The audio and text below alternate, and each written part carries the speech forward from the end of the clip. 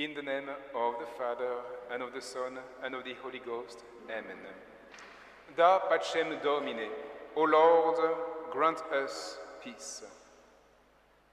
With no surprise, my dear brethren, I'm sure each time you listen to the news, you hear about tensions in the world, you hear about conflict, you hear about wars, divisions, and they all seem to increase with each passing day. Interestingly, with the thoughts in mind as we attend Holy Mass today, on this 18th Sunday after Pentecost, we heard these impressive, simple but very impressive words of the introit, the first words of Holy Mass today, Da pacem Domine, grant us peace, O Lord. It is a very simple but profound plea. We beg God for the peace that He only can provide. So it is not only the world that suffers unrest and turmoil, it's a reality that also happens, that also echoes within our soul. There is tension within our soul. There are conflicts, there are wars, internal wars, inner tensions within our soul.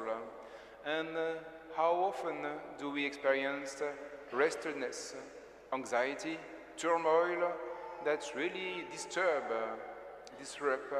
our inner peace? So it is clear that we do need some help, and not a help that comes from the world, not a help that we can find in any social media or human advice, even though they can be good and necessary, but we do need peace as something spiritual, something that comes from God, something that is a gift. But this gift of peace is something fragile. It's something bestowed on us by our loving Father. It's something that we must not only receive once, but also protect diligently, with care, with a certain jealousy. So in our prayer today, my dear brethren, we do not ask just for any peace, but specifically for God's peace. Da pacem Domine, O Lord. He is the one to whom we address this request. A peace that surpasses all understanding. So there is, as you may know, a significant risk in our modern world, is the temptation to believe that peace can be found in wrong places. The evil one, he's the unsent deceiver. He often disguises himself as a peacemaker. There are several examples of that, even in Holy Scripture. And in our modern world, Satan, the evil one, often disguises himself to invite people. Let them think that they will be in peace with him under his power. So the words of the gospel are very clear. In the Gospel of St. Matthew, we must be aware of this warning. Beware of false prophets who comes to you in a sheep's clothing, but inwardly are ravenous wolves. So not all who speak of peace are true peacemakers. And once again, the evil one, in his cunning, often clothes himself in the appearance of goodness and tranquility. But he seeks to lead souls astray by offering a false peace, a peace devoid of truth. And this false peace may sometimes certainly appear attractive. It may seem to be promising ease, full of comfort, full of relief, or easy to reach. But he disguises his presence using pleasant words, attractive words, such as tolerance, unity, even equality. And he knows how to try to manipulate our desires for harmony. So his method, we must always be aware of it. He always it's always the same. He is the biggest liar of all times. He lies to make sin appear harmless, or even to make sin even virtuous. And through these deceptions, he hides behind the facades of false peace to promote compromise on the truth of our Catholic faith. And the result, the second part, is of these lies are devastating. False peace ultimately leaves the soul empty. It leaves all souls restless and further separated from God. Allow me to illustrate with only one basic example, but that can be devastating for our souls. Consider people who engage in gossip. Instead of recognizing this behavior as something sinful, they justify it by claiming that they are simply sharing concerns, warning others, but for the common good. This is the first step. And the evil one twists the sins of gossip, making it appear as an act of care. And then the lie comes. The lie is, this is not gossip, it's just for their own good. But the truth remains. Gossip tears down others, and gossip always sows discord. So in such instances, peace can easily be lost. So where can one find true peace? So true peace is not found in the mere absence of conflict, but in the very presence of God himself. And there is no alternative. You see, we start the words of the Holy Mass with the words of the Introit speaking about peace. And it leads to the words of the Gospel that we just heard when our Lord, Jesus Christ, is getting into a boat. So peace is found in Jesus, in the boat that represents the church.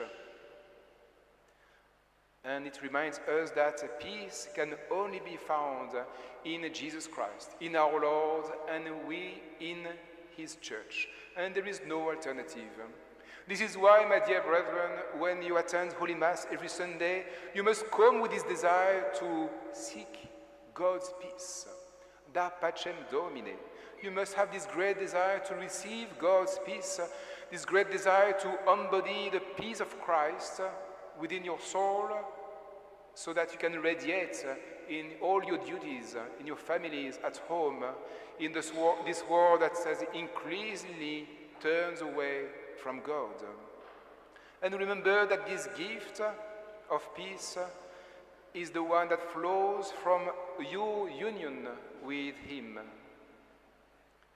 I'm sure you are all aware that in your missals you read in the Ordo Missae that before receiving Holy Communion, the priest recites 3 prayers. Domine Jesu Christe. And each one of them is asking the Lord a special grace right before receiving the Blessed Sacrament. It's the grace of, the first one asks for the grace of peace. And then there is the grace of healing, and we ask for a special grace. So these are 3 things we ask God at the very last moments before receiving him in his very presence. And the first prayer beseeches peace. Peace I leave with you. My peace I give to you. Remember the words of the Gospel of St. John. Not as the world gives, do I give to you. You see, remember that these words were spoken on the eve of our Lord's Passion, and they do reveal the nature of the peace that Christ offers. It is not the fragile peace of the world, easily shattered by the slightest disturbance. It is a peace rooted in the very heart of God. It is the peace St. Paul spoke on his letter to the Philippians. On chapter 4 he wrote, "And the peace of God, which surpasses all understanding, will guard your heart and mind in Jesus Christ. So if it is in Jesus Christ, it is obviously in the Holy Eucharist that we can receive the peace of Christ. It is in Holy Eucharist, it is in Holy Communion that peace is given as a gift from Christ himself.